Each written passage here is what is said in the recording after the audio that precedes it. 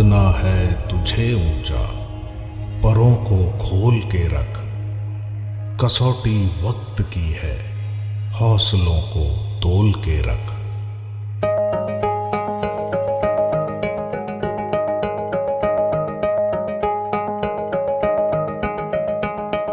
अभी आगाज है तेरा, बहुत कुछ सीखना है।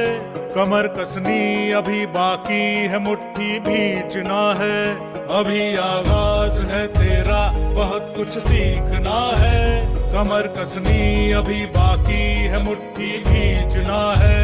भले हालात हो कैसे भी, बस ये सोच ले तू, यही है जिद यही है रार, बस अब जीतना है। लिखूंगा खुद नई तकदीर अपने हाथ से मैं, रगों में खून के संग इस जुनू को घोल के रख। कसौटी वक्त की है, हौसलों को तोल के रख।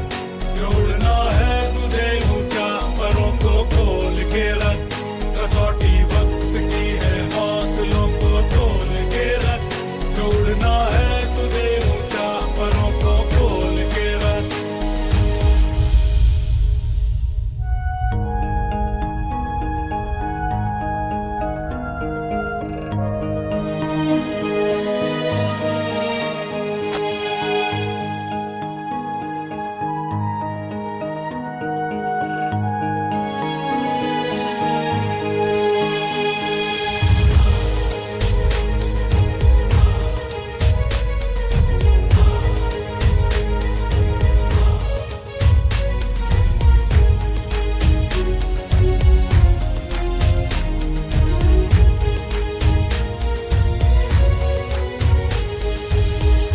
Hello hello hello hello hello hello hello hello hello hello. नौका पार नहीं होती, कोशिश करने वालों की हार नहीं होती।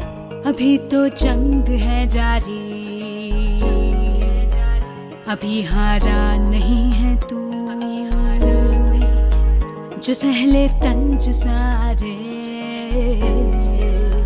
ऐसा बेचारा नहीं है तू। अभी तो जंग है जारी, अभी हारा नहीं तू। जो सहले तंज सारे, ऐसा बेचारा नहीं तू।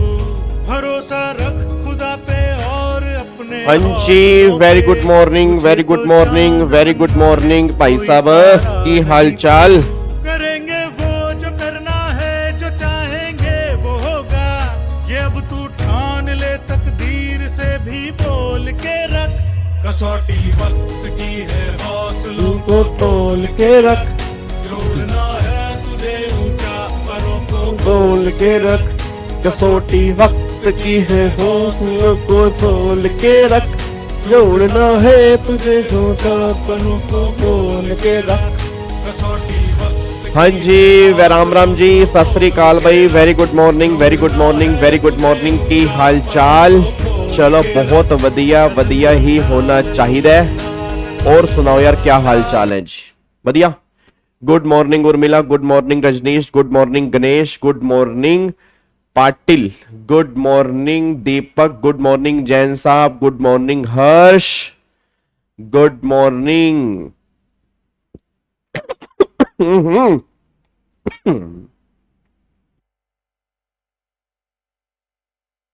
हाँ जी, good morning Kundan, good morning Shreya, असली मस्त तोड़ा की हाल चाल? साडा बहुत वधिया sir, thank you sir. Group 2 clear with examination in 2 subject, finally CS finalist. Tax निकलवा दिया आपने? नहीं, मैंने नहीं निकलवाया, बस ये है कि मेरी थोड़ी सी डायरेक्शन थी, ठीक है। और बहुत बहुत कॉन्ग्रेचुलेशन सौम्य आपको, और आप ऐसे आगे बढ़ते रहे और बहुत जल्दी आप वो अचीवमेंट ले जो आपको चाहिए, ठीक है जी।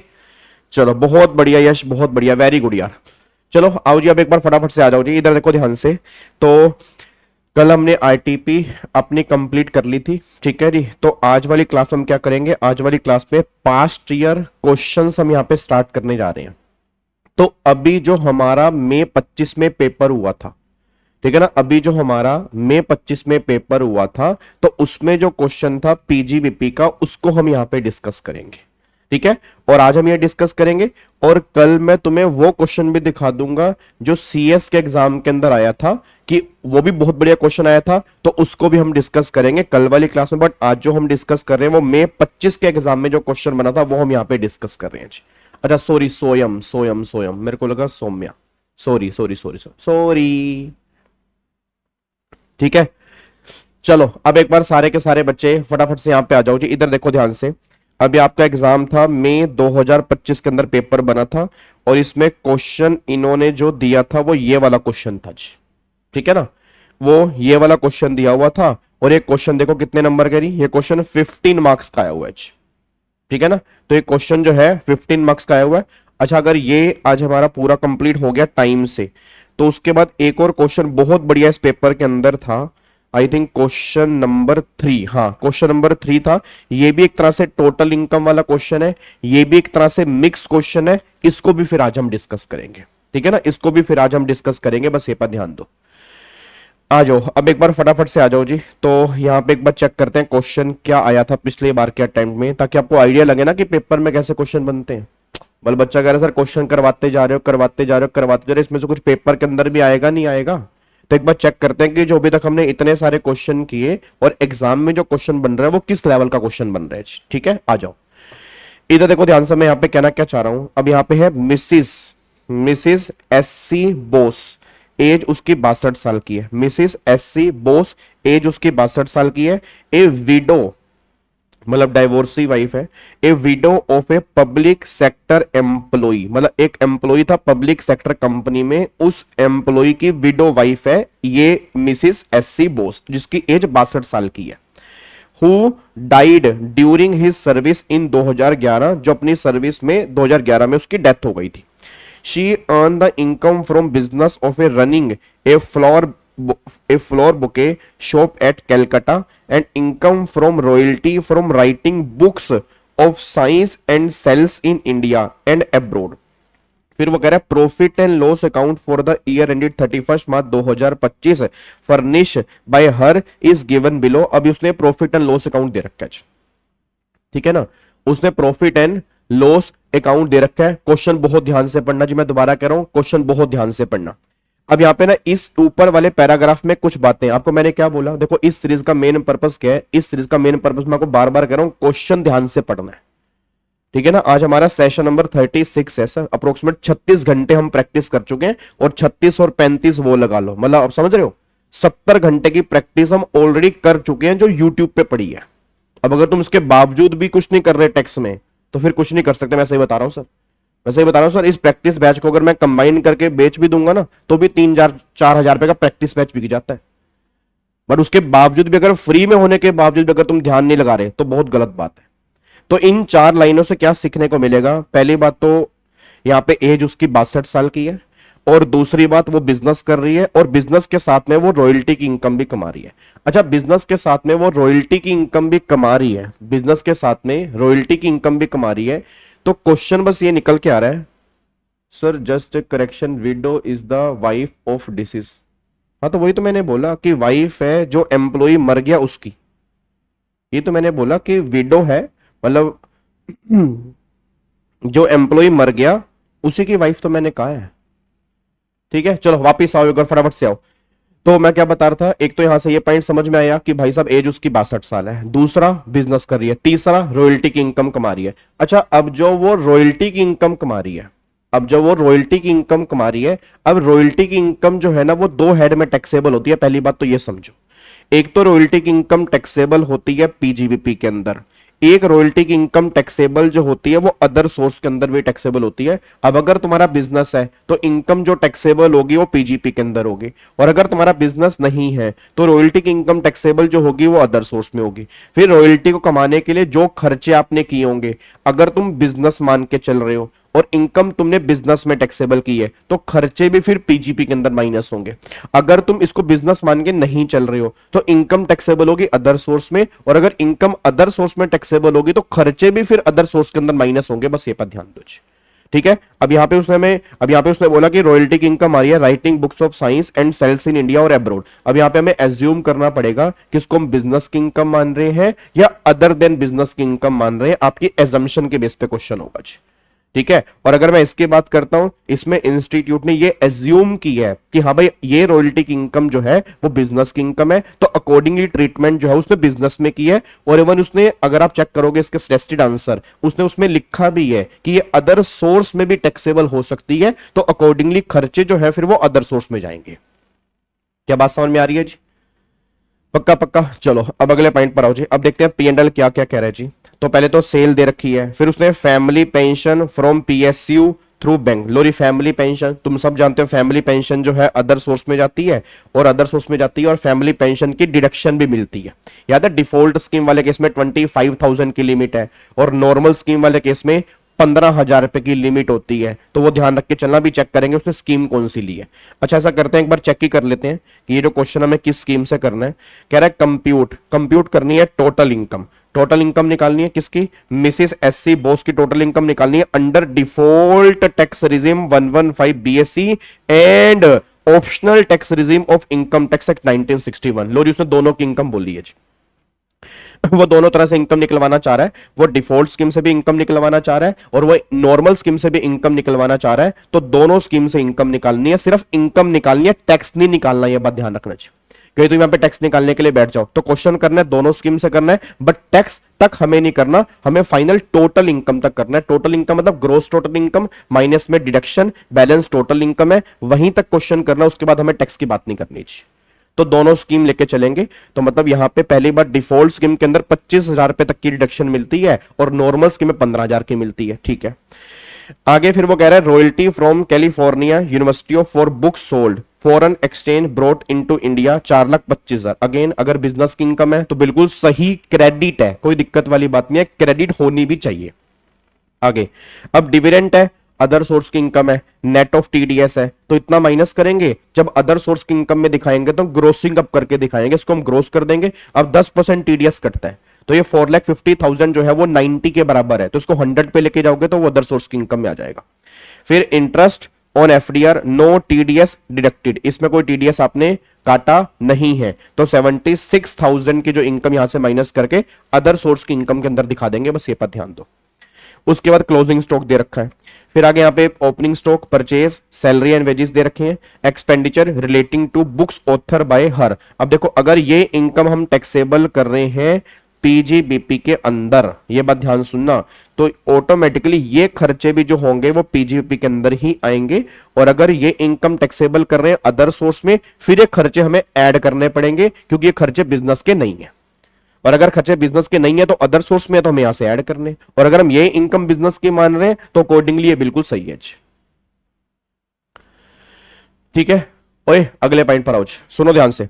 फिर उसके बाद expenditure in connection with dividend. अब सुनो जी, याद है कनेक्शन विद डिविडेंड? हेलो भाई साहब, अब डिविडेंड से रिलेटेड खर्चे, तो जितना डिविडेंड मिल रहा है उसका 20% और actual interest which ever is less, क्योंकि बाकी और कोई खर्चा तो माइनस होता नहीं है, तो ये खर्चा हमें यहाँ पे ऐड बैक करना पड़ेगा। क्यों ऐड बैक करना पड़ेगा? क्योंकि अदर सोर्स में ट्रीटमेंट है इसका। अगले पॉइंट पर आओ, रिपेयर एंड मेंटेनेंस, ठीक है। फिर कह रहा है amount paid to IIT Chennai for scientific research 35,000 रुपए ऐड बैक करने पड़ेंगे, क्योंकि डिफॉल्ट स्कीम में इसकी डिडक्शन नहीं मिलती। मैं दोबारा बोलूंगा, डिफॉल्ट स्कीम में इसकी डिडक्शन नहीं मिलती है। ये बात किसकी कर रहा है? Payment to IIT. तो आईआईटी पता क्या होता है? 35(2AA), तो 35(2AA) का बेनिफिट मिलता ही नहीं है। 35(2AA) का बेनिफिट नॉर्मल स्कीम में तो मिलता है बट डिफॉल्ट स्कीम में नहीं मिलता, तो हम डिफॉल्ट स्कीम के बेस पे इसको हम ऐड करेंगे। फिर computer and other electronic item 4.5 lakh रुपए बिना बात के डेबिट कर रखे हैं। याद करो वो गाना, याद करो, जो डेबिट किए हुए थे वो डेबिट नहीं होने चाहिए, जो डेबिट किए हुए थे वो डेबिट नहीं होने चाहिए। वो सारे के सारे खर्चे ऐड करोगे। अब ये कैपिटल खर्चा डेबिट कर रखा है, कोई तुक बनता है? इस पे मिलेगा डेप्रीसिएशन। इस पे क्या मिलेगा? डेप्रीसिएशन। और यूज कब किया? आपने परचेज किया 1 दिसंबर को, तो यूज लेस देन 180 डेज है, तो इस पे हाफ मिलेगा डेप्रीसिएशन। और कंप्यूटर पे रेट आपका 40% है, तो यहां पर 20% के हिसाब से डेप्रीसिएशन मिलेगा, बस ये पर ध्यान दो। अब आगे देखो जी, फिर नेट प्रॉफिट आपका निकल के आ रहा है इतना। अब ये नेट प्रॉफिट हमारा बेस बन जाएगा, नेट प्रॉफिट हमारा बेस बन जाएगा, ठीक है। अब आगे आओ जी, अब अदर इन्फॉर्मेशन पे आओ। अब देखो यहाँ पे उसने क्या बोला, परचेज, जो ऊपर परचेज है, ऊपर जो परचेज रखी है वो कह रहा है इंक्लूड 2 लाख रुपए relate to flower and creepers directly purchase from a farmer in cash. कोई दिक्कत नहीं चलेगा जी। याद है वैसे तो 10,000 से ऊपर कैश अलाउड नहीं होता, वैसे तो 10,000 से ऊपर जो है वो कैश अलाउड नहीं होता, बट अगर आप फार्मर को पेमेंट कर रहे हो तो कोई दिक्कत वाली बात नहीं है। एग्रीकल्चर वाले केस में अलाउड है, 10,000 से ऊपर का भी। याद करो रूल 6DD जो एक्सेप्शन है उसमें कवर है पॉइंट, तो कोई दिक्कत वाली बात नहीं है, अलाउड है जी। उसके बाद अगले पॉइंट पर आओ, repair and maintenance include 1 time deposit 2 lakh रुपए paid to electricity and water department. ये आपका ऐड हो जाएगा क्योंकि ऑब्वियस बात है 1 टाइम डिपॉजिट आपने की है। रेवेन्यू खर्चा जो होता है वो अलाउड होता है, बट आपने 1 टाइम डिपॉजिट किया तो भैया 1 टाइम डिपॉजिट तो याद करो आपको मैंने सेक्शन नंबर 37 के अंदर भी कहा था कि 37 में जनरल डिडक्शन में रेवेन्यू खर्चे अलाउड होते हैं। रेवेन्यू का मतलब क्या होता है कि आप जो मंथली बेस पे कर रहे हैं। अब अगर आपने 1 टाइम डिपॉजिट करवा दिया तो वो रेवेन्यू खर्चे में काउंट नहीं होगा। तो ये 2 लाख रुपए यहाँ पे हमें जो इसका ट्रीटमेंट है, इसका हमें कोई ट्रीटमेंट नहीं करना, मतलब ट्रीटमेंट उसमें इंक्लूड है तो ये 2 लाख रुपए फिर हमें ऐड करके दिखाने हैं, ठीक है ना। मतलब उसमें रिपेयर एंड मेंटेनेंस में जो 2 लाख रुपए इंक्लूड है हम यहाँ पे ऐड करके दिखाएंगे, ये बात ध्यान देना, ठीक है नहीं। उसके बाद आओ, फिर वो कह रहा है computer and other electronic item include 1 lakh रुपए paid for television and washing machine for her household use. अब मेरे को सारे बच्चे बोल दो इस 1 लाख का ट्रीटमेंट क्या करोगे जी? सारे बच्चे फटाफट से बोल दो 1 लाख का ट्रीटमेंट क्या करोगे? 1 लाख का ट्रीटमेंट क्या करोगे? सारे बच्चे फटाफट से मेरे को बता दीजिए, जल्दी बताओ क्या ट्रीटमेंट करोगे यहाँ पे जी? इस 1 लाख रुपए का ट्रीटमेंट फटाफट से बोल दो क्या करोगे? कुछ नहीं करना, 4.5 लाख तो अब ऐड कर ही रहे हैं भाई, 4.5 लाख तो हम ऐड वैसे ही कर रहे हैं, तो बस अब 4.5 लाख पे डेप्रीसिएशन नहीं मिलेगा, 1 लाख को हटा के 3.5 लाख पे डेप्रीसिएशन मिलेगा। नई बात समझ में आ रही? मैं सिंपल सी बात कह रहा हूं, वो कह रहा है computer and other electronic item में 1 लाख रुपए इंक्लूड है, तो वैसे भी हमें 4.5 लाख तो ऐड करना ही है, वैसे भी हमें 4.5 लाख तो ऐड करना ही है। अब 4.5 लाख में से 1 लाख हाउस होल्ड यूज हो रहा है तो उसको हटा देंगे, जब डेप्रीसिएशन देंगे तो वो 3.5 लाख पे देंगे, बस ये पर ध्यान दो जी। तो अब डेप्रीसिएशन देंगे वो 3.5 लाख पे डेप्रीसिएशन देंगे क्योंकि 1 लाख की एसेट जो है वो पर्सनल यूज के लिए है, ठीक है। अगले पॉइंट पर आओ, फिर वगैरह ऊपर salary and wages include, salary पे की है 2,40,000 her illiterate brother, reasonable salary as per market value जो है वो 180 है। अब बताओ 180 है और 240 दी है, याद है सेक्शन 40A2, अगर आपने एफएमबी से ज्यादा पेमेंट की है तो डिस अलाउड हो जाएगी, 60,000 रुपए यहां पर हमें एड बैक करना पड़ेगा। अब बताओ कोई पॉइंट ऐसा है जो अलग लग रहा है? और जिसने, मैं सही बता रहा हूं, जिसने सारे प्रैक्टिस सेशन देखे हैं ना उसको फील आ रहा होगा थोड़ा सा कॉन्फिडेंस। मतलब आप में से कई बच्चे हो सकते हैं जिनका टोटल इनकम में पहले हाथ ना चलता हो, मैं एक गारंटी दे रहा हूं तुम्हारा हाथ तो चलता होगा, तुम कुछ तो सोचते होगे, कुछ तो इंप्रूवमेंट तुम्हारे अंदर आई होगी। अब ये चीजें हम समझ पा रहे हैं। तो अब अगले पॉइंट पर आओ जी। अब उसने बोला शी परचेज, उसने एक घर परचेज किया, she purchase a residential house, उसने एक रेजिडेंशियल हाउस परचेज किया इन एक हाउस इन 110 लाख रुपए for which loan of 75 lakh रुपए was taken from State Bank of India, accrued interest was 3,37,500 till 31 March 2025। 3,37,500 रुपए का इंटरेस्ट है till 31 March 2025, which was paid 10 April 25। Matter ही नहीं करता जी, मैटर ही नहीं करता। एक बात मेरे को सोच के बताओ, आपको याद है हाउस प्रॉपर्टी में इंटरेस्ट की डिडक्शन जो मिलती है वो एक्यूरल बेस पर मिलती है, पेड बेस पे नहीं मिलती। म्युनिसिपल टैक्स पेड बेस पे अलाउड होते हैं, बट इंटरेस्ट की डिडक्शन जो होती है वो एक्यूरल बेस पे होती है। तो उसने पेमेंट की 10 अप्रैल को, तो इट डजंट मीन वो 25-26 में अलाउड होगा, वो 24-25 में अलाउड होगा, क्योंकि इंटरेस्ट जो है वो 24-25 का है। क्या बात समझ में आ रही है? अब आगे देखो, no principal amount and interest was paid by Mrs SC Bose till 31 March 25। कोई इंटरेस्ट पे नहीं किया, कोई दिक्कत नहीं, ड्यू तो हो चुका है ना, तो अगर वो ड्यू हो चुका है तो डिडक्शन जो है वो ड्यू बेस पे अलाउड हो जाती है।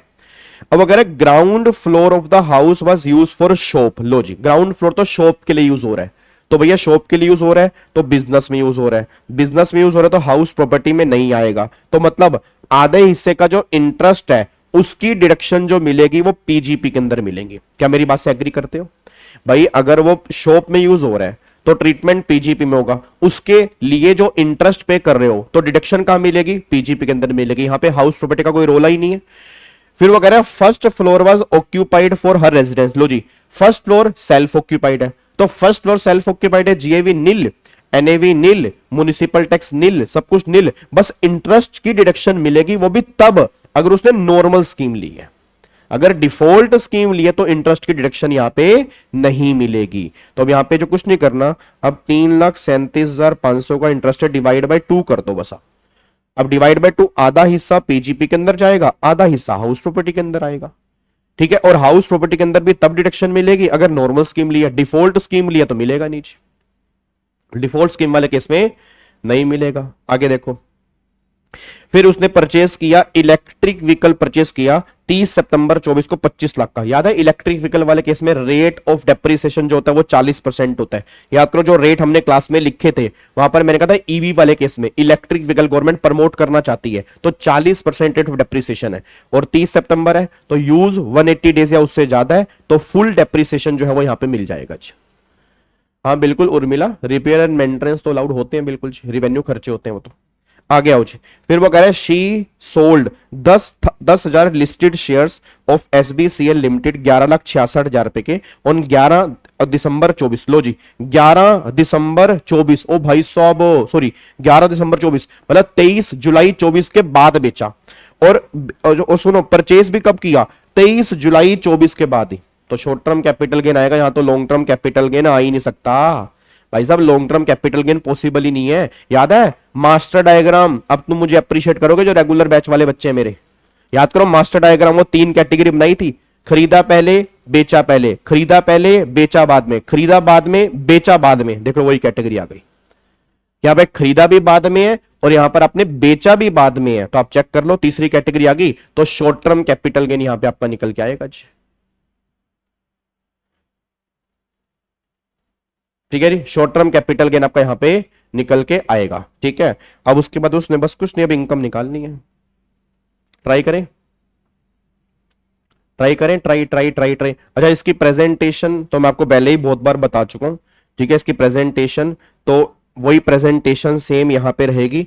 आप क्या करोगे, आप इस तरह से ऐसे 2 लाइनें यहां पे खींचोगे। जब भी तुम्हारा टोटल इनकम वाला क्वेश्चन आएगा आप इस तरह से ही 2 लाइनें खींचोगे आप, ठीक है। यहां पर रुपीज आएगा, यहां पे रुपीज आएगा और यहां पर आपका पर्टिकुलर आएगा, ठीक है ना। अब यहां से आप क्वेश्चन स्टार्ट करोगे। तो सर 1-2 पॉइंट्स गलत हो जाएं तो मतलब स्टेप वाइज मार्किंग है, तुम्हें नंबर मिलेंगे जितना भी तुम सही कर रहे हो, ठीक है। तो आओ थोड़ा सा स्टार्ट करते हैं। अब इस क्वेश्चन के अंदर पहले मेरे को बताओ, इनकम फ्रॉम सैलरी क्या हमें क्वेश्चन में दे रखी है? नहीं, सैलरी की इनकम तो पूरे क्वेश्चन में नहीं है, सैलरी की इनकम तो पूरे क्वेश्चन में नहीं है। एक बार दीपक धीरे धीरे करना स्टार्ट करते हैं, जहां जहां डाउट्स होंगे टेंशन मत लो, सारे सोल्व करवा दूंगा, ठीक है ना। तो यहां पे इनकम फ्रॉम सैलरी, यक्षु इसकी प्रेजेंटेशन बेटे हम कितनी बार कर चुके हैं, टोटल इनकम की प्रेजेंटेशन तो हम बहुत बार कर चुके हैं। बाकी अगर मैं आप कहोगे तो मैं वो प्रेजेंटेशन वाइज ही करा देना, ठीक है। अब यहां पे अगला आएगा, यहां पे इनकम फ्रॉम हाउस प्रॉपर्टी। अच्छा अभी मैं यहां पे ये फॉलो करके चल रहा हूं कि मैंने डिफॉल्ट स्कीम ली है। मैंने कौन सी स्कीम ली है? मैंने डिफॉल्ट स्कीम ली है। क्या बात समझ में आ रही है? तो मैंने यहां पे स्कीम कौन सी ली है? मैंने यहां पे डिफॉल्ट स्कीम ली है, बस ये पर ध्यान दो।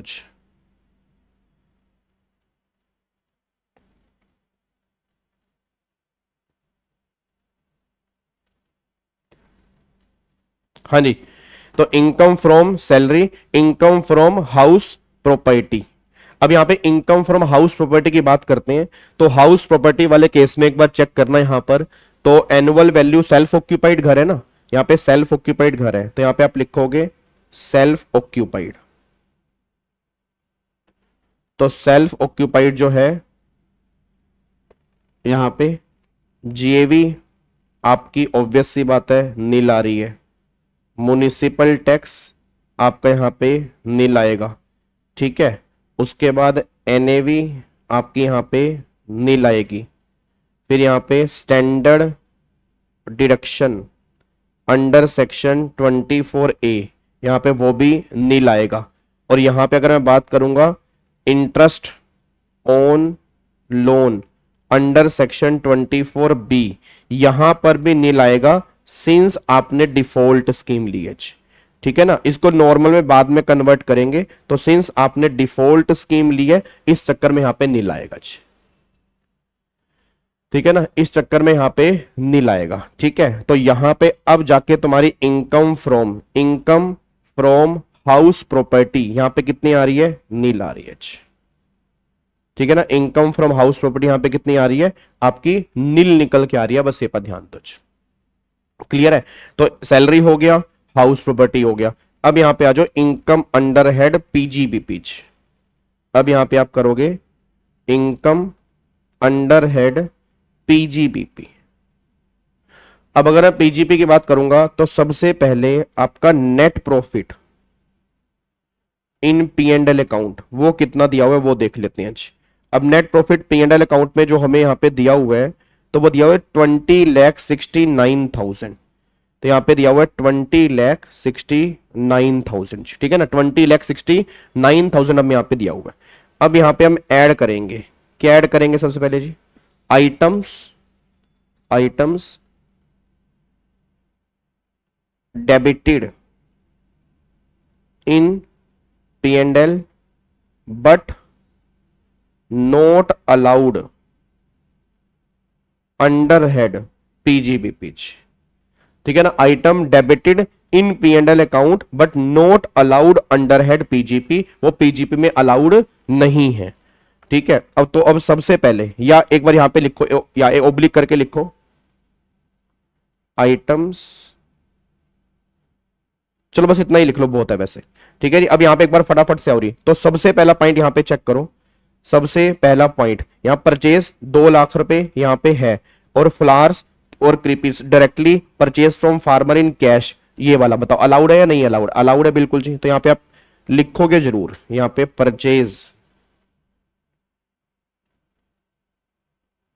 परचेज ऑफ, आपने यहां पे लिखा परचेज, कहां पे है, एक मिनट को क्वेश्चन यहां पे खोल लूं पहले मैं।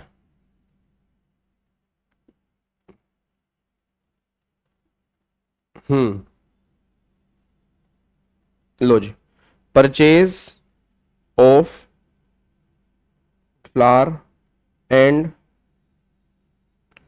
Payment to farmer, payment to farmer exceeding 10,000 cash is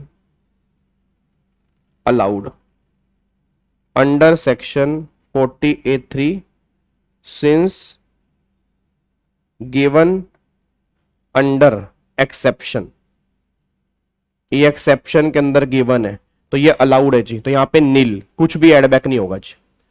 ठीक है ना, यहां पे नील, कुछ भी एड बैक नहीं होगा, बस ये पर ध्यान दो। अब अगले पॉइंट पर आओ जी। अब रिपेयर एंड मेंटेनेंस में वन टाइम डिपॉजिट 2 लाख रुपए इंक्लूड है, तो लिखो यहां पे जी, नेक्स्ट सेकंड पॉइंट लिखो, one time deposit to electricity and water department, one time deposit electricity and water department not allowed as deduction. तो ये 2 लाख रुपए यहां पे हमें एड बैक करना पड़ेगा जी। ठीक है जी, 2 लाख रुपए एड बैक कर दिया। उसके बाद अगला फिर पॉइंट चेक करो जी, फिर वो कह रहा है कंप्यूटर। अब यहां पे कंप्यूटर वाले पे आओ जी, computer and other electronics items purchase. अब computer and other electronic item purchase यहां पे कितने की है जी, एक बार चेक करना, कंप्यूटर वाला 4.5 लाख रुपए की। अब यहां पे लिख लेना since capital expenditure not allowed fully in P and L account, ये पूरे के पूरे पी एंड एल में अलाउड नहीं होते, इसलिए हमें 4.5 लाख रुपए यहां पे computer and other electronic item के ऐड कर दिए। अब अगले पॉइंट पर आओ जी, फिर वो कह रहा है सैलरी एंड वेजेस में 2,40,000 रुपए आपने ब्रदर को दिए और रीजनेबल सैलरी 1,80,000 रुपए, तो लिखो यहां पे।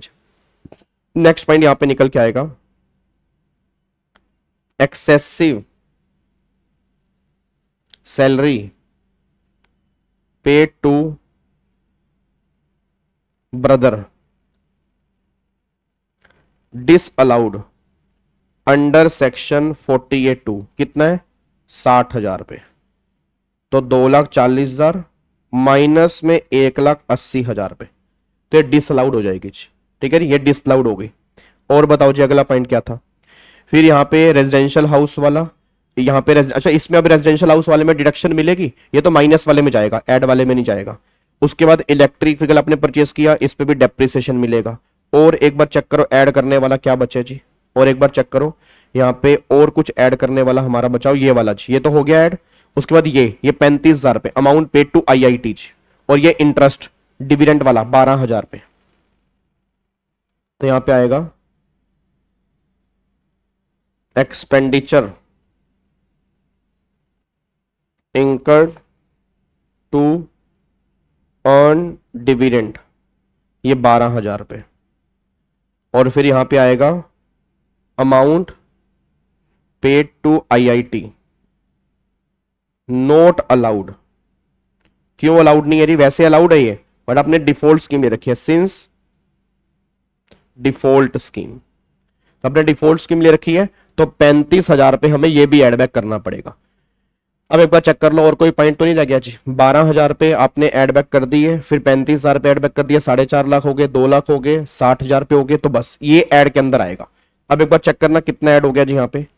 तो सबसे पहले यहाँ पे आपका आ गया 2 लाख रुपए, ये आ गया, फिर 4.5 लाख रुपए ये आ गया, उसके बाद 60,000 रुपए ये आ गया, फिर 12,000 रुपए ये आ गया, 35,000 रुपए ये आ गया, और ऊपर कितने 20,69,000, तो टोटल आ गया 28,26,000 रुपए आ गया जी। तो टोटल यहां तक आ गया 28,26,000, 28,26,000 रुपए टोटल आ गया जी। ठीक है ना। अब इसमें से करेंगे माइनस, लेस, यहां पे लिखो जी less expenditure allowed under head PGBP, expenditure allowed under head PGBP but not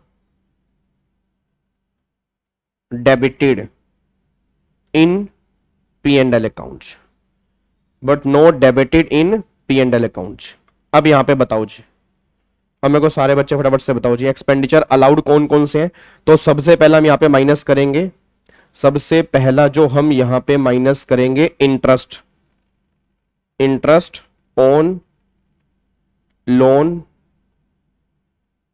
taken for shop allowed under head PGBP। अब कितना इंटरेस्ट है 3,37,500 डिवाइड बाय 2, तो यहां पे कितना निकल के आएगा 1,37,500 डिवाइड बाय 2, 1,68,750, 1,68,750 ये निकल के आएगा जी।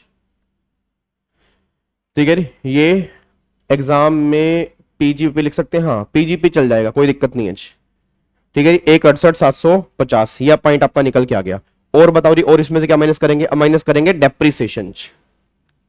अब इसके अंदर माइनस करेंगे डेप्रिसिएशन। अब देखो डेप्रिसिएशन में सबसे पहला पॉइंट निकल के आ रहा है कंप्यूटर,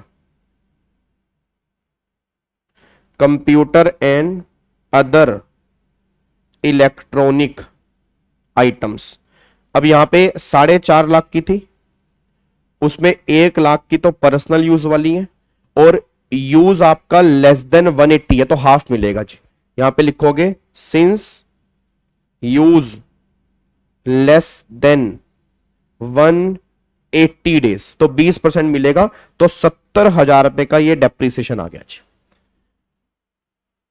ठीक है ना, 70,000 रुपए का डेप्रिसिएशन निकल के आ गया, बस ये पर ध्यान दो, 70,000 रुपए का आ गया डेप्रिसिएशन। ठीक है, उसके बाद फिर यहां पे एक हमने और चीज परचेज की थी जी, यहां पे हमने और चीज परचेज की थी इलेक्ट्रिक व्हीकल,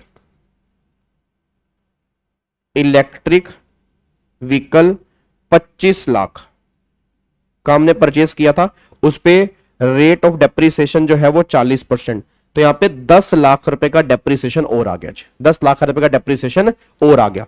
अब एक पॉइंट और है जो तुम गलती करोगे, अब मेरे को बताओ वो पॉइंट क्या है, एक बार चेक करना। ये कंप्यूटर वाला पॉइंट हमने डिस्कस कर लिया, इस पे डेप्रिसिएशन दे दिया, उसके बाद फिर उसने यहां पर कहा था ये वाला इलेक्ट्रिकल वाला, इस पे हमने डेप्रिसिएशन दे दिया। एक पॉइंट और है जी, एक पॉइंट और है, बताओ क्या था? एक पॉइंट और है, बताओ एक पॉइंट और है जिसपे मिलेगा डेप्रिसिएशन और जो तुम्हारी नजरों से गायब हो जाएगा, और यही तुम बच्चे गलती करके आ रहे हो। बताओ। नहीं नहीं नहीं, फैमिली प्लानिंग छोड़ भाई, फैमिली प्लानिंग तो बहुत दूर की बात है, मैं एक्सपेंडिचर की बात कर रहा हूं, मैं डेप्रिसिएशन की बात कर रहा हूं। एक चीज और है जिसपे डेप्रिसिएशन मिलेगा और जो तुम इग्नोर कर रहे हो उसको, बताओ। और यही तुमने पेपर में गलती की होगी जिन्होंने भी लास्ट अटेम्प्ट दिया होगा। मैं बता रहा हूं सर, आप में से बहुत सारे बच्चों ने गलती की है। नहीं यार, फैमिली प्लानिंग की बात कर रहा है नालायक। अबे इधर देखो ध्यान से, जो आपने शॉप खरीदी है, तो शॉप मतलब बिल्डिंग, तो क्या इस पे तुम डेप्रिसिएशन नहीं दोगे? एक मिनट एक मिनट, नहीं नहीं बस एक बार दोबारा आप मेरे को बताओ। आपने 110 लाख रुपए का रेजिडेंशियल हाउस लिया, उसके आधे हिस्से में शॉप है, आधे में खुद रह रहे हो, तो आधे हिस्से मेरे शॉप है, तो शॉप बिल्डिंग, क्या उस पर डेप्रिसिएशन नहीं दोगे?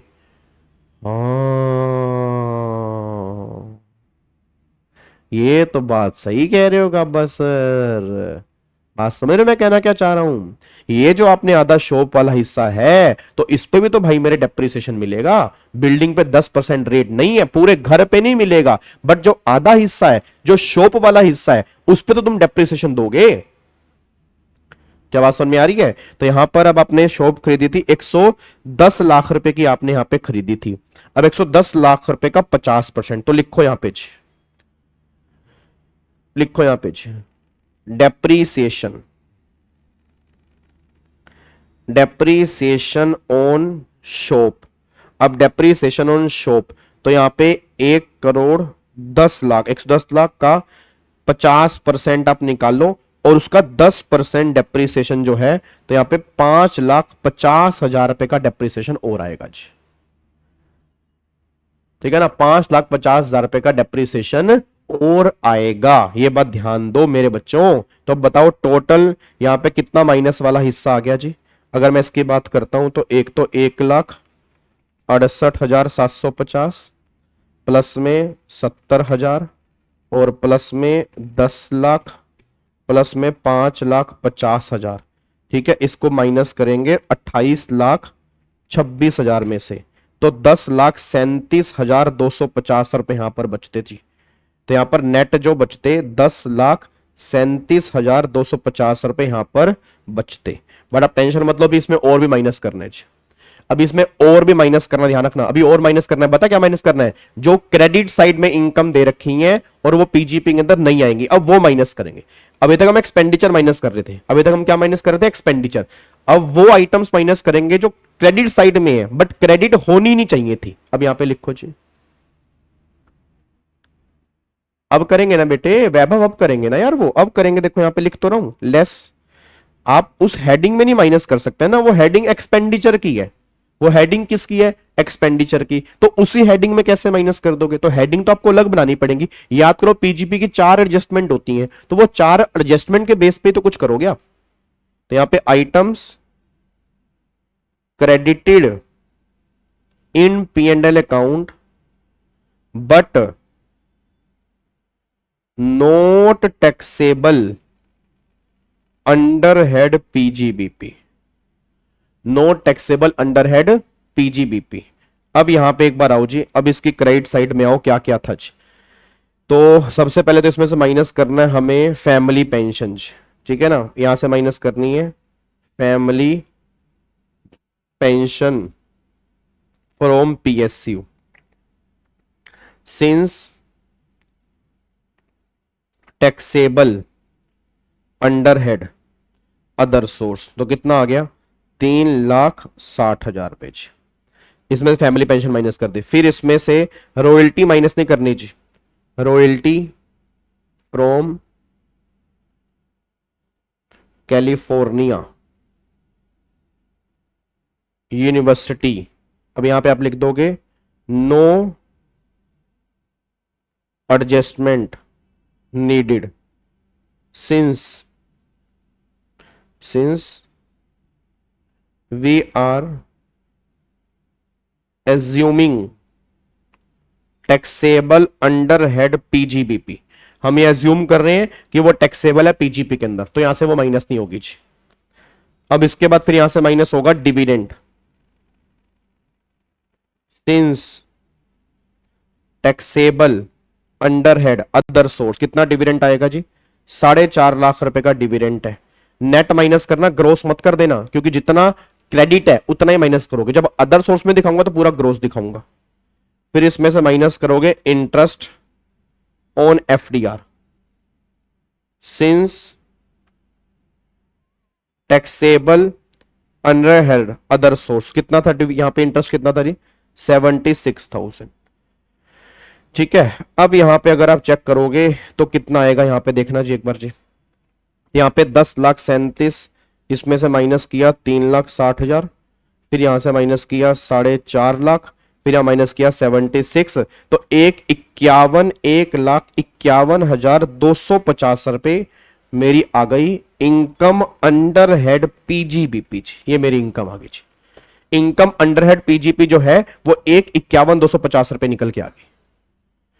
क्या बात मेरी समझ में आ रही है? तो मेरी बिजनेस की इनकम निकल के आ गई। तो सैलरी हो गया, हाउस प्रॉपर्टी हो गया, पीजीपी हो गया। अब अगले पॉइंट पर आओ, कैपिटल गेन। अब अगले पॉइंट पर आओ, कैपिटल गेन। हाँ करण, बिल्कुल देख सकते हो यार, बिल्कुल देख सकते हो। Income under head capital gains, income under head capital gain. अब मैं कैपिटल गेन की इनकम यहां से माइनस कर रहा हूं जी। अब कैपिटल गेन में तो वही है जो हमारा शेयर्स वाला शॉर्ट टर्म कैपिटल गेन 111 वाला जो हमारा आएगा, क्योंकि एसटीडी पे किया हुआ है। तो यहां पर अगर मैं कैपिटल गेन की इनकम निकालता हूं तो सेल कंसीडरेशन आपका दे रखा है 11,66,000, माइनस में यहां पे अब कोवा का तो भूल ही जाओ क्योंकि शॉर्ट टर्म है, 2,65,000। तो आपका शॉर्ट टर्म कैपिटल गेन जो आएगा that is STCG under section 111A, तो देखना कितना आएगा जी? 11,66,000 माइनस में 2,65,000, तो बैलेंस आएगा 9,01,000 रुपए। हमारा यहां पे short term capital gain 111A वाला आएगा जी। ठीक है, उसके बाद अब यहां पे आ जाओ अदर सोर्स की इनकम जी। अब यहां पे देखते हैं इनकम फ्रॉम अदर सोर्सेस। अब इनकम फ्रॉम अदर सोर्सेज में क्या क्या है? तो सबसे पहला फैमिली पेंशन जी, फैमिली पेंशन फ्रॉम पीएसयू। तो यहां पे कितने हैं? 3,60,000 माइनस में डिडक्शन। अब डिडक्शन कितनी मिलेगी? 3,60,000 रुपए का 1/3 और 25,000 रुपए। तो इसमें से लेस, तो लेस कितना आएगा जी? यहां पे 3, ऑब्वियस सी बात है, लेस 25,000 आएगा। तो 25,000 रुपए की यहां पे डिडक्शन मिलेगी आपको। तो 360 माइनस में 25,000, तो 3,35,000 रुपए तो ये आ गया जी। तो 3,35,000 रुपए ये आ गया। उसके बाद फिर यहां पे आएगा डिविडेंड जी। Dividend 4.5 lakh divide by 90 multiply 100, तो यहां पे डिविडेंड जो निकल के आएगा वो आएगा 5 लाख। 5 लाख आएगा। अब सुनो ध्यान से, माइनस में यहां पे वो इंटरेस्ट जो हमने वहां पे एड बैक किया था, याद है? इंटरेस्ट टू अर्न डिविडेंड, वो 12,000 रुपए का था। तो 5 लाख का 20% और एक्चुअल इंटरेस्ट 12,000 रुपए, तो लेस जो बनेगा वो 12,000 बनेगा। तो डिडक्शन मिलेगी 12,000 की। तो डिविडेंड की टैक्सेबिलिटी होगी 4,88,000। ये आएगा टैक्सेबल डिविडेंड। ठीक है, टैक्सेबल डिविडेंड। और फिर यहां पे एफडी का इंटरेस्ट आएगा जी। एफडी का इंटरेस्ट तो हमें ग्रोस ही दे रखा है। इंटरेस्ट ऑन एफडी कितना है जी? 76,000। अब टोटल कितना आएगा? 76,000 प्लस में 4,88,000 और ऊपर कितना दे रखा है यहां पे? 3,35,000।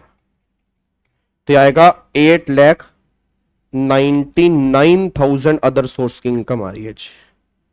8,99,000 यहां पे आ रही है income from other source. Other source की इनकम आ रही है। अब यहां पे निकाल दो ग्रोस टोटल इनकम जी।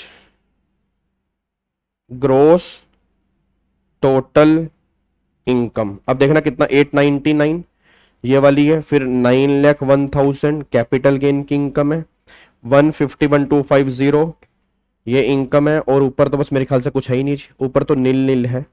तो आपकी ग्रोस टोटल इनकम जो आ रही है वो आ रही है 19,51,250 रुपए, 19,51,250 रुपए ये ग्रोस टोटल इनकम आ रही है। ठीक है, माइनस में डिडक्शन अंडर 80 QQB या 80 TTB FD वाली note allowed since default scheme, तो वो आएगा नहीं। तो 19,51,250 रुपए ये मेरी टोटल इनकम आ रही है। सर इंटरेस्ट को शॉप की कॉस्ट में ऐड नहीं करेंगे, क्यों करेंगे भैया ऐड, क्यों करेंगे? वो पुट टू यूज तक होता है, तो पुट टू यूज तो हम यहां स्टार्टिंग से ही मान रहे हैं, तभी तो हमने डेप्रिसिएशन जो है पूरे साल का दिया है। पुट टू यूज तक का जो इंटरेस्ट होता है उसकी बात अलग होती है जी।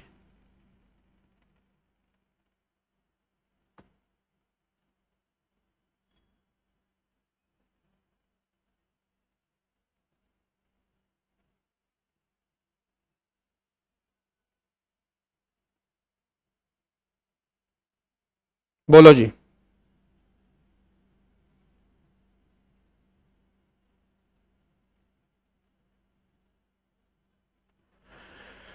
डन, लोग लिखे नहीं दे रहे। अच्छा अब यहां पे अब इसी टोटल इनकम से ना हम नॉर्मल स्कीम को निकाल लेते हैं। अब यहां पे निकालते हैं नॉर्मल स्कीम। अब यहां पे निकालते हैं नॉर्मल स्कीम। क्या डाउट है जी, क्या डाउट है बताओ? ईवी पर्सनल यूज के लिए है तो ऑप्शनल में डिडक्शन मिलेगी। ईवी पर्सनल यूज के लिए है, पर्सनल यूज के लिए कहां पे है? ईवी पर्सनल यूज के लिए कहां लिखा है भाई, कहां लिखा है ईवी पर्सनल यूज, कहां पे है? इलेक्ट्रिक व्हीकल लिया, बिजनेस पर्पस के लिए लिया, तो कहां मिले हैं? सर 12,000 आईएएस में कहां से डाला बेटे? 12,000 पे आईएएस में यहां से डाला, ये देखो ये रे 12,000 पे। ये देखो क्वेश्चन ध्यान से पढ़ना होता है ना, क्वेश्चन की कनेक्टिविटी बहुत जरूरी है। ये वाला जो 12,000 रुपए का डिविडेंड वाला इंटरेस्ट है, ये 12,000 रुपए का इंटरेस्ट माइनस नहीं करोगे डिविडेंड के डिडक्शन। अगर पर्सनल यूज में होता तो क्यों मिलती? पर्सनल यूज में है तो क्यों डेप्रिसिएशन मिलेगा बताओ? बिजनेस के अंदर बिल्कुल भी नहीं मिलेगा जी। चलो अब अगले पॉइंट पर आओ। अब इसी से मेरे को वो इनकम निकाल के बताओ जी। अब यहां पे इनकम है आपकी, that is gross total income as per default tax regime दे रखी है 19,51,250 रुपए। ठीक है, अब बताओ इसमें नॉर्मल, अब इसमें क्या क्या होगा? एक तो हाउस प्रॉपर्टी में इंटरेस्ट की डिडक्शन मिल जाएगी सेल्फ ऑक्यूपाइड करके। याद है हाउस प्रॉपर्टी में नॉर्मल स्कीम अगर लोगे तो जो इंटरेस्ट पे किया शॉप वाला तो माइनस कर दिया, सेल्फ ऑक्यूपाइड वाला माइनस नहीं किया क्योंकि डिफॉल्ट स्कीम थी। बट नॉर्मल स्कीम में तो होता है ना, तो वो लॉस भी तो होगा, तो वो लॉस भी हमें सेट ऑफ करना पड़ेगा। तो इसमें माइनस करोगे interest on borrowing for self occupied house, तो वो था आपका 3,37,500 डिवाइड बाय 2, तो आएगा आपका 1,68,750 रुपए ये। उसके बाद इसमें से फिर और बताओ जी, माइनस करेंगे वो इंटरेस्ट, सॉरी इंटरेस्ट कह रहा हूं, पेमेंट टू आईआईटी वाला, payment to IIT under section 35(2)A कितना था वो? 35,000 रुपए की, क्योंकि वहां पे हमने ऐड कर दी थी ना, बट यहां पे माइनस होती है, नॉर्मल स्कीम के अंदर माइनस होती है साइंटिफिक रिसर्च वाली चीज। और बताओ जी यहां पे, अच्छा अब फैमिली पेंशन वाली बताओ। अब फैमिली पेंशन वाली यहां मिलती है 15, वहां मिलती है 25, तो या तो दो चीजें, 25 जोड़ के 15 माइनस कर दो, या नेट इफेक्ट 10 ऐड कर दो, जैसे आप बोलोगे जी। अरे सर पर्सनल यूज के लिए है तो डिडक्शन तो मिलेगा ना। अच्छा पीजीपी में पर्सनल यूज के लिए है तो पीजीपी में डिडक्शन मिलेगा रजनीश? मैं पता नहीं, थोड़ा बहुत टैक्स ही आता है मुझे, पूछना चाह रहा हूं मैं से कि अगर पर्सनल यूज में ईवी तो पीजी में डिडक्शन मिलेगा? 80 सेक्शन 80 में मिल जाएगा, 80 में मिलेगा, पीजीपी के अंदर नहीं मिलेगा। सेक्शन 80 में तो मिलेगा। इंटरेस्ट का, वो भी इंटरेस्ट का, वो भी उसके लिए लोन लिया हो, ठीक है ना। गाड़ी आपने ली हो अपने पैसों से, उसका नहीं मिलेगा, लोन भी लेना चाहिए, उस पर इंटरेस्ट पे कर रहा हो, तब वो 80EB के अंदर मिलेगा जी। अरे भाई साहब, इंटरेस्ट मैक्सिमम 30,000 तक नहीं मिलेगा। क्यों 30,000 मिलेगा यार? वो रिपेयर वाले केस में मिलता है भाई मेरे। क्या हो गया तुम्हारे पेपर को? कुछ दिन बचे हैं यार। और ये पिछली बार मेरे को लग रहा है तुमने तो कुछ नहीं कर रखा, फिर बिल्कुल ब्लैंक। मतलब मेरे को तो ये था तुम्हारी डबल प्रैक्टिस हो रही है। बच्चा डबल वो बोलेगा, बस कैसी बात कर रहे हो यार, डबल प्रैक्टिस? हमने बिल्कुल जीरो महंगा। बस सर हम ये तो आप करा रहे हो तो कर रहे हैं, नहीं तो आप नहीं कराते तुम छोड़ देते। फिर हम कह देते कि फिर हमारे एक्सक्यूज तैयार थे। हाँ, ये हम खुद थोड़ा सेल्फ स्टडी नहीं कर सकते सर हम, ये तो आप करवा रहे हो तो आके 1 घंटा बैठ जाते हैं, नालायक। ठीक है ना। तो इंटरेस्ट की डिडक्शन जो 30,000 रुपए की है वो रिपेयर वाले केस में भाई मेरे, वो रिपेयर वाले केस में। परचेज और कंस्ट्रक्शन वाले केस में जो है वो तो 2 लाख तक की लिमिट है। 30,000 की लिमिट कहां से आएगी? अच्छा अब इसमें से और बताओ, अब मेरे को फैमिली पेंशन का बताओ जी। फैमिली पेंशन वाले केस में अभी हमने 25 माइनस कर रखा है, इसमें होना चाहिए 15। तो क्या मैं 10,000 डायरेक्ट ऐड कर दूं? क्या मैं 10,000 पे डायरेक्ट ऐड कर दूं क्या? वो भी पॉसिबल है। या फिर क्या करूं, 25 पहले जोड़ूं 15 माइनस करूं, बात तो एक ही है। 25 पहले जोड़ूं 15 माइनस करूं, क्योंकि 25 तो मैंने फैमिली पेंशन के माइनस कर रखे हैं ना, तो 25 तो ऐड करने पड़ेंगे, 15 हटाने पड़ेंगे, तो नेट इफेक्ट 10 आएगा। तो हम 10 नेट इफेक्ट दिखाकर हम यहां पे नॉर्मल स्कीम की इनकम पे आ सकते हैं। तो यहां पे आप क्या करोगे, ऐड कर दोगे जी excess deduction of family pension. तो 25,000 आपने वहां पे क्लेम की है, 15,000 रुपए आपको यहां पर मिलती है, 10,000 रुपए आप यहां पे ऐड करोगे जी। 10,000 रुपए आप क्या करोगे, ऐड करोगे जी। ठीक है जी। सेक्शन 57 है जी फैमिली पेंशन वाला। ठीक है जी। 10,000 रुपए आप यहां पे ऐड बैक कर दोगे। ठीक है। अब यहां पे एक बार चेक करना, अब ये तुम्हारी ग्रोस टोटल इनकम आ गई। तो एक बार चेक करो कैसे आई। 19 इसमें से 168,750 माइनस किया, 35,000 माइनस किया, 10,000 जोड़े आपने, तो 17,57,500 ये तुम्हारी ग्रोस टोटल इनकम आ रही है। इसमें से माइनस करोगे डिडक्शन। अब पहले तो माइनस करोगे 80 QQB रॉयल्टी की जी। अब 80 QQB रॉयल्टी की माइनस करोगे। ठीक है ना। 80 QQB किसकी माइनस करोगे, रॉयल्टी की माइनस करोगे। अब एक बार बताना रॉयल्टी कितनी थी आपकी जी? रॉयल्टी आपकी थी 4,25,000। उसमें से खर्चा आपने किया था 75,000, तो 4,25,000 माइनस में 70, तो बैलेंस बचा 3.5। बट 80 QQB में मैक्सिमम लिमिट कितनी है, 3 लाख तक की। याद है वो एक्चुअल रॉयल्टी और 3 lakh, which ever is less. तो 3 लाख से ऊपर की तो मिल ही नहीं सकती। तो यहां पे आप 3 लाख ही माइनस करोगे। यहां लिखोगे restricted to rupees maximum deduction 3 lakh रुपए। 3 लाख रुपए तक की आपको डिडक्शन माइनस करनी है, बस ये पर ध्यान दो। उसमें से फिर हम डिडक्शन माइनस करेंगे 80 TTB कीजिए। Deduction under section 80 TTB। अच्छा 80 TTB की क्यों मिलेगी? सीनियर सिटीजन है, सीनियर सिटीजन है। अगर ये सीनियर सिटीजन ना होती तो फिर 80 TTB मिलता ही नहीं, इवन 80 TTA भी नहीं मिलता, क्योंकि 80 TTA है सेविंग के इंटरेस्ट पे, एफडी के इंटरेस्ट पे सिर्फ एक है, और वो 80 TTB है और वो सीनियर सिटीजन के लिए है।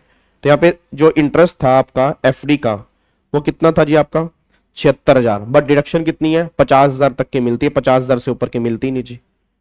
तो 50,000 रुपए बस यहां पे माइनस करेंगे जी बस।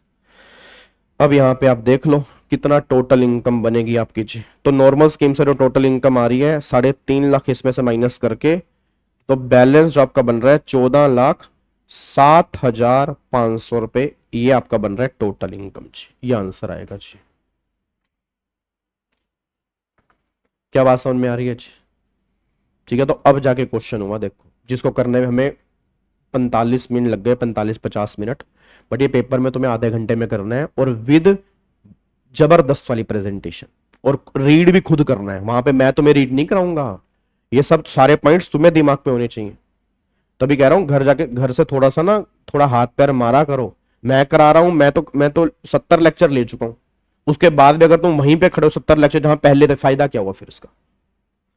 बात समझ रहे? तो क्वेश्चन की रीडिंग बहुत जरूरी है, क्वेश्चन पढ़ते हुए थोड़ा सा अगर पेशेंस रखोगे तो आंसर ऑटोमेटिकली आएगा जी। सर जो शॉप के लिए यूज, अगर वो शॉप किसी और की है, हमारा उसे रेंट कर दिया for commercial, then income from house property में टैक्सेबल होगा। अगर आपका बिजनेस है कमर्शियल प्रॉपर्टी किराए पर देने का तो पीजीपी की इनकम है, नहीं तो फिर हाउस प्रॉपर्टी की है। चलो बहुत बढ़िया जी। 80 आरआरबी जो डिडक्शन मिलती है वो आपको मिलती है पेटेंट की रॉयल्टी में, और 80 क्यूक्यूबी की जो मिलती है वो आपको मिलती है कॉपीराइट की रॉयल्टी में। तो हम 80 क्यूक्यूबी पे बुक्स पे तो कॉपीराइट की रॉयल्टी मिलती है तो वो 80 क्यूक्यूबी है, और अगर पेटेंट वाला केस होगा तो 80 आरआरबी है। लिमिट दोनों में 3 लाख रुपए की है, 3 लाख से ऊपर का बेनिफिट नहीं मिलेगा जी। क्या इस पॉइंट को लॉक कर दें? तो सिंपल सा पॉइंट ये निकल के आ रहा है कि जो हमने टोटल इनकम निकाली है वो नॉर्मल स्कीम के बेस पे निकाली है और डिफॉल्ट स्कीम के बेस पे। अब ये सीए इंटर के में 25 में क्वेश्चन बना हुआ है, आप समझ रहे हो? सीए इंटर के में 25 में क्वेश्चन बना हुआ है, ये क्वेश्चन 15 नंबर का, जिसमें बच्चों की हालत टाइट हो गई थी भाई साहब। वैभव 1/3 और 15,000 विच एवर इज लेस है, 1/3 और 15,000 विच एवर इज लेस है। सर अगर नॉर्मल स्कीम से डायरेक्ट जीटीआई से एडजस्ट करके टोटल इनकम कैलकुलेट कर सकते हैं। हाँ बिल्कुल भाई, ये जो मैंने कैलकुलेट करके दिखाई है ये एग्जामिनर ने भी ऐसे कैलकुलेट करके दिखाई है, एग्जामिनर ने भी ऐसे ही कैलकुलेट करके दिखाई है, ठीक है ना? तो ऑब्वियसली बात है, अब इंस्टीट्यूट फॉलो कर रहा है तो हम क्यों नहीं कर सकते जी, ठीक है। चलो अब एक बार इसको लॉक कर देते हैं जी, अब एक बार इसको लॉक करते हैं। अब यहां पे आओ फटाफट से, अब तो ये क्वेश्चन था और अब एक क्वेश्चन यहां पे और है जो मुझे करवाना था, बट मैं चाहता हूं आप खुद इसको ट्राई करना और फिर मेरे को डाउट बताना कि इसमें क्या डाउट आ रहा है। और समझ लो ये क्वेश्चन जो करना है ऑप्टिड आउट, ध्यान रखना ऑप्टिड आउट डिफॉल्ट टैक्स। ऑप्टिड आउट का मतलब आपने डिफॉल्ट टैक्स रिजीम नहीं लिया, नॉर्मल रिजीम ली है जी, ठीक है ना? नॉर्मल रिजीम ली है। क्या बात समझ में आ रही है जी? इन दिनों में आपके मटेरियल में से क्या क्या करें, इन 4-5 दिनों में उसकी वीडियो बना के डाल दो, वही मटेरियल कर लेंगे सेकंड टाइम, लिमिटेड टाइम है।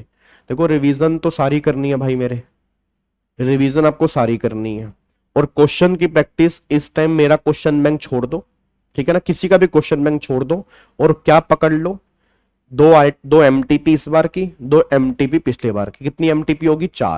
4 एमटीपी इस बार के आरटीपी, पिछली बार के आरटीपी, 4 और 2 6, बस इसको कर लो आप, बेड़ा पार है तुम्हारा। रिवीजन सारी करनी है, रिवीजन नोट्स मैंने क्लास में बहुत बढ़िया बनवा रखे हैं, तो प्रोविजन तुम्हारे पास लिखे ही हुए हैं, और इन 6 को साथ में लेके चल लो। सारे क्वेश्चन बैंक छोड़ दो इस टाइम, सभी के सभी क्वेश्चन बैंक आपके छूट जाने चाहिए, कुछ नहीं करना उसमें से, बस इन्हीं 6 को दोहराना है, बस ये पर ध्यान दो बेटे। बस नहीं है, तुम करो तो सही, बस आंसर को बिना देखे क्वेश्चन करो तब पता लगेगा ना। यही क्वेश्चन तुम्हारे कम से कम 50-60 क्वेश्चन बन जाएंगे यार, कैसी बात कर रहे हो? बस अब काउंटिंग किया कितने क्वेश्चन बन रहे हैं? 4 एमटीपी और 2 आरटीपी मिला के 50 से ऊपर क्वेश्चन बनेंगे तुम्हारे। नालायक बस कर रहा है, आंसर देख देख के तो बहुत सारे बच्चे क्वेश्चन करते हैं, तो फायदा क्या होता है क्वेश्चन करने का? वो तुम्हें लगता है कि तुमने कर लिया, तुमने कुछ नहीं किया उस केस में जी।